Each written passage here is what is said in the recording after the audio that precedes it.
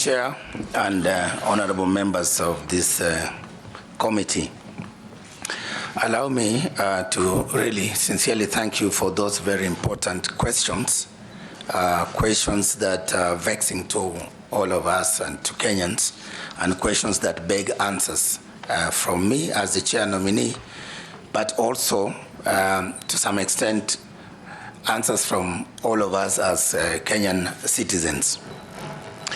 In regard to the first set of questions from the Honorable Chair regarding what I bring to the table that will inspire confidence and ensure that Kenyans enjoy that right to elect their leaders in a free, fair, verifiable, and credible elections. I think, Honorable Chair and members, these are questions that even I, since I was nominated as chair, have been asked by fellow citizens outside there. In fact, last night I was at a barber shop, and the barber asked me, Chair, do you think we will ever have free and fair elections in Africa? Not Kenya alone. But I knew, of course, where he was going.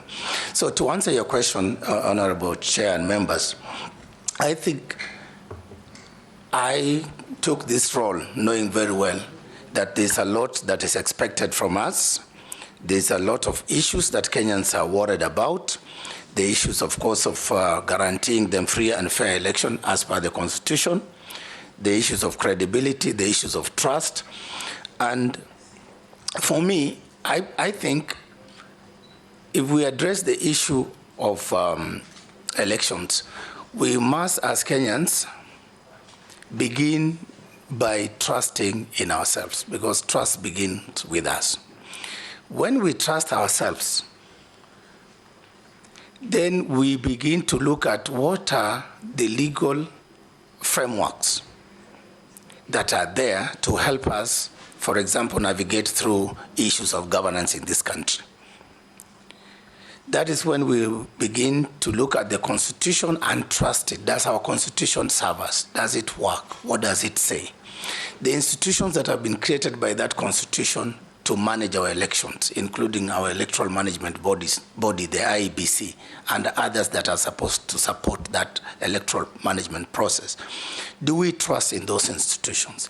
Do we trust in the people that have been given the responsibility and the public trust to manage those institutions?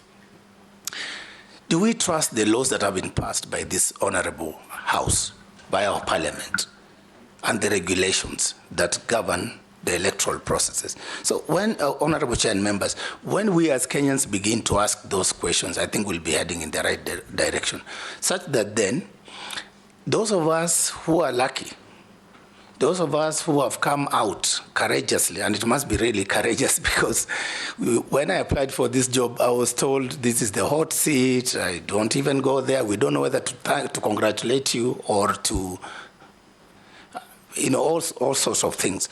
So those of us who've come out who have stepped out to provide leadership in our electoral management body and processes, we begin then to tell Kenyans, we will play our role as IEBC, I will play my role as chairperson, in the sense that I will be guided by the Constitution of Kenya and the laws of Kenya.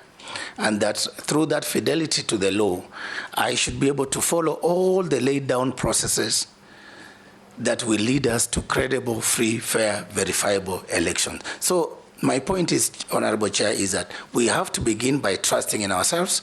Number two, trusting that our Constitution works, that our laws governing our elections work and we can be implemented, and that we will comply with these laws, and that then the institutions created to manage our elections are given an opportunity and that benefit of doubt to be able to work and to deliver results.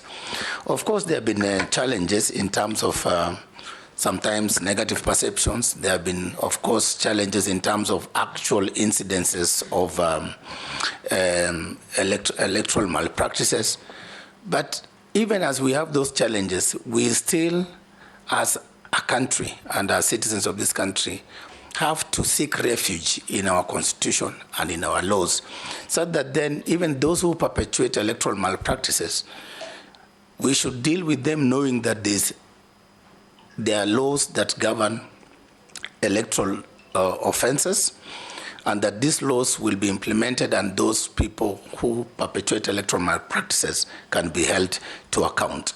So for me, I will rely more on my faith and my trust in our constitution and our laws and our institutions that we have set, that we the people have given unto ourselves under Article 1 of the Constitution, under which article the people have donated that power to us.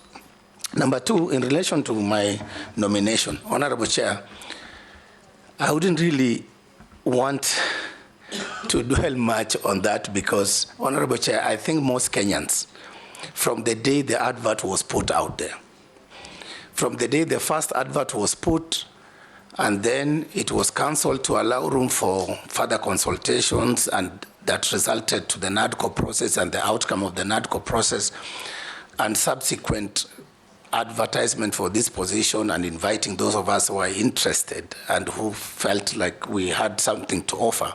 We were invited in an open process. We submitted our applications, and I recall very well, Honorable Chair, for the record, at first I was reluctant even to apply for this job, given the negativity and all these things around this position.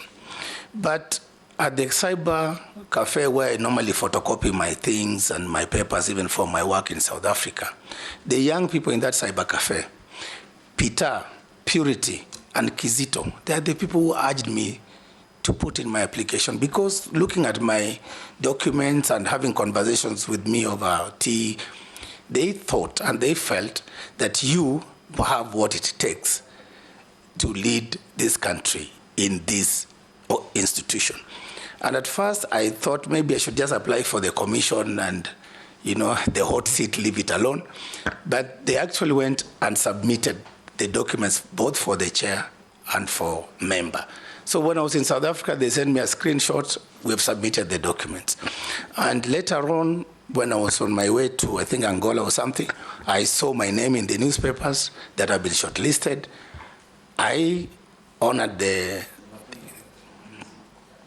No, so it is not you who applied? I submitted the documents. I signed. I think that's very important. Yes.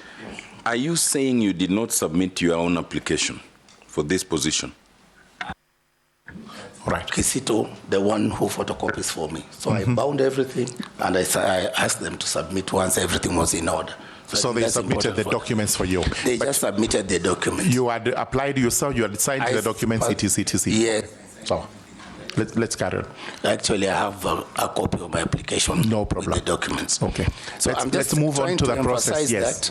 That actually, basically, all these conspiracy theories around maybe being pushed around by certain interest groups to apply. I just wanted, for the record, for Kenyans to know that ordinary Kenyans are equally concerned, and they felt maybe they can urge me to apply. So I went through interviews. They were televised.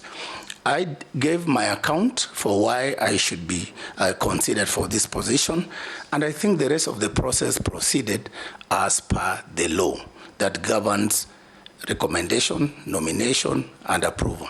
And that's why I am here, Honorable Chair.